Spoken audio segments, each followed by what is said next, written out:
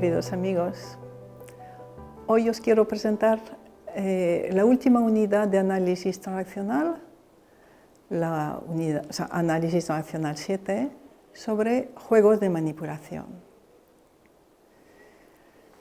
Recopila todo lo que hemos podido ver en todas las unidades anteriores. Lo he dicho en algún otro momento, la meta de nuestra vida en las relaciones es llegar a la intimidad con otras personas. Y nuestra lucha, nuestros miedos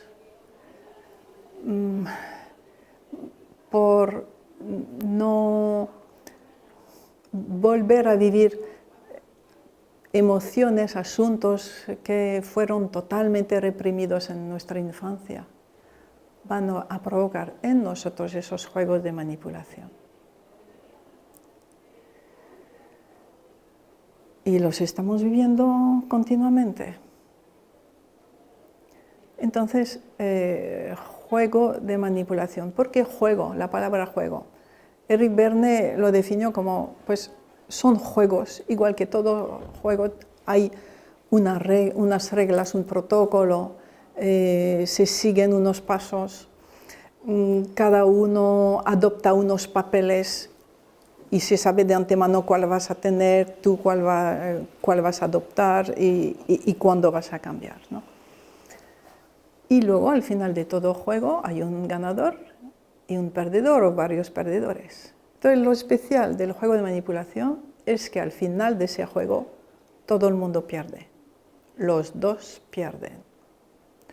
Y precisamente uno se da cuenta que ha estado en manipulación cuando al final, un final en general bastante brutal, contundente de la relación, del contacto, a ese final cada uno se va a disgusto consigo mismo, a disgusto con el otro, pero sobre todo a disgusto consigo mismo. Los dos se han hecho daño y han hecho daño al otro.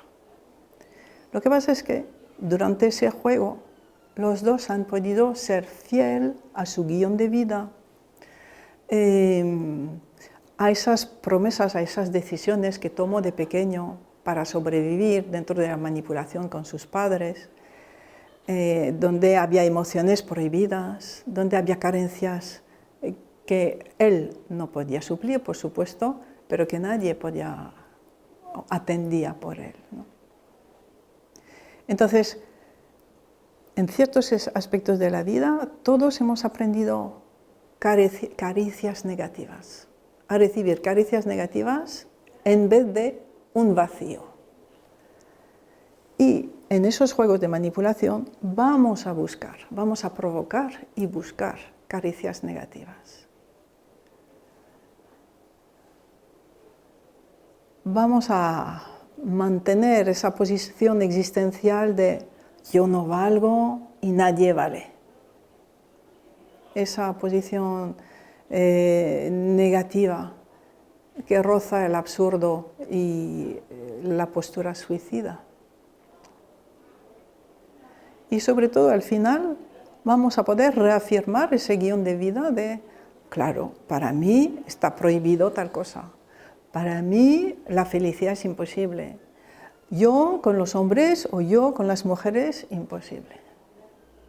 Entonces, ¿cómo vamos a reconocer un juego de manipulación? Es que con la otra persona nos estamos repartiendo tres papeles. El del salvador, el de la víctima y el del perseguidor. Y ahí estamos los dos en uno de esos papeles. ¿Y cómo salir? Si me doy cuenta, en cuanto me doy cuenta ya estoy en el adulto, por lo menos tengo un pie en el adulto. Puedo decidir dejar de jugar. Un juego de manipulación es siempre entre dos. Si uno de los dos decide retirarse, se acabó la manipulación, no es posible más. El otro, en todo caso, irá a buscar a otra persona. Pero entre los dos, esa manipulación ha terminado y no se volverá a reproducir. Mientras que un juego de manipulación que jugamos los dos hasta el final, nos volvemos a enganchar continuamente. Porque detrás de la manipulación hay un intento de resolver algo del pasado. Entonces, volvemos a estar con esa persona que tiene justo lo complementario y mi inconsciente intenta de nuevo resolver esa frustración, esa carencia, esa angustia. Pero claro, sin asumirlo, nunca es desde el adulto. Y la solución es volver al adulto. Vamos a practicarlo. Estar en el adulto. Os lo deseo profundamente.